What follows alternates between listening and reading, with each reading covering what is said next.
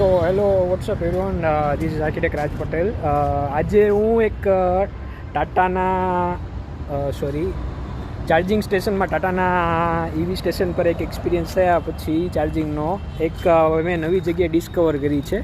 એક charging station છે જેનું નામ છે વર્દે મોબિલિટી. અત્યારે મેં ગાડી ચાર્જ પર લગાડી છે, પણ આનું ક્વોલિટી અને આનું હું રિવ્યૂ કરવાનું છું કે બેઝિકલી આ એટલી ઇઝી વસ્તુ છે કે કોઈ પણ મોટી ઉંમરના કોઈ પણ છોકરાઓ હોય, નાના છોકરાઓ હોય, તેમને કિડ્સને ચાર્જિંગ કરવું હોય તેના માટે બહુ ઇઝી પ્રોસેસ છે. જસ્ટ તમે એપ ડાઉનલોડ કરી લો, વર્દે મોબિલિટી નામની એપ છે એમની. એપ ડાઉનલોડ કરી લો, એમાં તમને લોગિન કરીને લોગિન સાઇનઅપ કરી શકો. પછી ડાયરેક્ટ તમે QR સ્કેન કરશો અને તમને ગન એપ્લાય કરવાનું કહેશે. ડાયરેક્ટ તમે ગન એપ્લાય કરીને પછી QR ઉપર ક્લિક કરીને તમારું એમાઉન્ટ એડ કરીને ડાયરેક્ટ ક્લિક કરશો એટલે તમારા 10 થી 20 સેકન્ડની અંદર આખું ચાર્જિંગ સેટઅપ કમ્પ્લીટ ચાલુ થઈ જશે.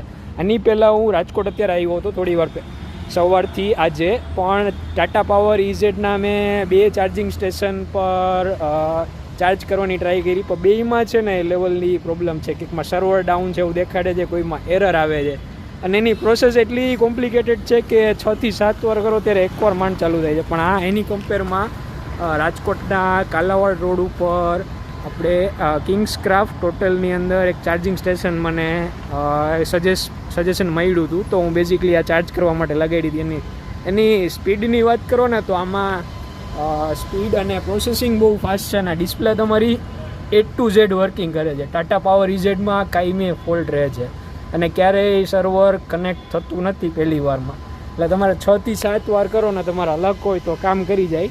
પણ આ મને એક્સપિરિયન્સ બહુ સારો એવો મળ્યો છે કાલાવાડ રોડ ઉપર. જો તમે કોઈ રાજકોટ ટ્રાવેલ કરતા હોય બહારથી, તેમના માટે આ બેસ્ટ ચાર્જિંગ સ્ટેશન છે અને ઇઝીલી મેં પ્રોસેસ તમને કીધી છે. જસ્ટ એપ ડાઉનલોડ કરો, કોડ સ્કેન કરો, એમાઉન્ટ એડ કરો અને ડાયરેક્ટ ક્લિક કરો એટલે તમારું ચાર્જિંગ 10 સેકન્ડની અંદર ચાલુ થઈ જશે. I have a very great experience in this charging station in comparison of Tata Power EZ and સો બધા ખરાબ નથી. બેઝિકલી સ્ટેટિક છે, સ્ટેટિક પાવર છે, EV કોસ્મોસ છે, આ બધાના ચાર્જિંગ સ્ટેશનની ઝડપ અને એની સ્પીડ બહુ સારી છે અને એ પ્રોસેસ એની થોડી ઇઝી છે in compare of Tata power EZ. So Tata you really need to upgrade your charging systems and box this time, જેથી કરીને ઇલેક્ટ્રિક મોબિલિટીમાં લોકોનો એક્સપિરિયન્સ થોડો સારો થઈ શકે અને થોડું ઇમ્પ્રોવાઇઝ કરવાની ખરેખર જરૂર છે આ વખતે. સો થેન્ક્સ ફોર વોચિંગ. જો આ ટાઈપના રિવ્યૂ વિડીયો તમને સાંભળવા અને જોવા ગમતા હોય તો મને લાઈક કરો, કોમેન્ટ કરો, સબસ્ક્રાઈબ કરો અને કોમેન્ટ કરીને જણાવો. સો મને મારી ચેનલને સબસ્ક્રાઈબ કરો, લાઈક કરો અને કોમેન્ટ કરીને જણાવો તો હું તમને આ ટાઈપના ઓટોમોબાઈલ્સના વિડીયો અને બ્લોગિંગ ટાઈપના તમને મારા એક્સપિરિયન્સ શેર કરી શકું. આ તમે અત્યારે જોઈ શકો છો, આ તમને ડિસ્પ્લેમાં હું નંબર બતાડું. મેં 15 મિનિટ પહેલાં ચાર્જ પર લગાડી હતી, 54% હતી, અત્યારે 75% ચાર્જિંગ ડિસ્પ્લે કરે છે. So this is a really genuine experience. So well done Verde mobility. So thanks, bye for now. તો ભાઈ ચાર્જિંગ થઈ ગયું છે કમ્પ્લીટ. અત્યારે અહીંયા બ્લુ લાઇટ હતી થોડી વાર પહેલાં જે ચાલુ હતી, અત્યારે ચાર્જિંગ કમ્પ્લીટ થઈ ગયું છે, ગ્રીન થઈ ગઈ છે.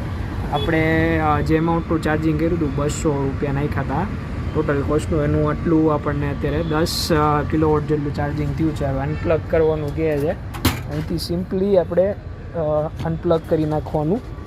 પ્લગને બહુ હેવી છે વજનમાં, પ્લગને પાછું મૂકીને આમાં 2 ટાઈપની કેપ આવે. નીચેની છે ફાસ્ટ ચાર્જર માટે ડબલ લગાડવી પડે અને જો તમારું સ્લો ચાર્જર હોય તો એના માટે સિંગલ યુઝ થઈ શકે. હવે આપણે કરી દઈએ કેપ બંધ. ચાર્જિંગ સ્ટેશનમાં આ કામ કમ્પ્લીટ થઈ ગયું છે. હવે તમને અંદરની બેટરી બતાડવું કે કેટલા % થઈ છે. અત્યારે તમે જુઓ 85% જેવી, 85 કરતાં વધારે છે. 89% આઉટ ફોકસ થશે. અત્યારે 89% બેટરી છે ને 233ની રેન્જ બતાડે છે. સો હવે આપણું કામ કમ્પ્લીટ થઈ ગયું છે.